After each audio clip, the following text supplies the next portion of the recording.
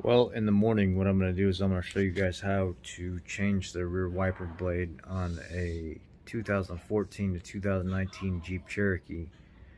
It can be kind of tricky. I've seen some people break it, but it's like the easiest rear wiper blade to change. People always mess it up. So let's take care of that in the morning. 2014 to 2019 Jeep Cherokee.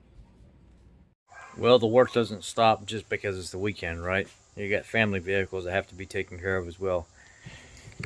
Wiper blade removal, rear one. Pop that off. Go ahead and slide this all the way up. Take this and rotate it out. Pull the blade off. The blade needs to go from being down to being almost sideways, and once it goes sideways, then once you get it at 90 degrees, then you can pop it right out of there. There's the new one. I'm gonna slide it right in the slot. You see how it just kind of went in there? Slide it right in the slot. Rotate it down. Put the blade down. Have a nice day. Done.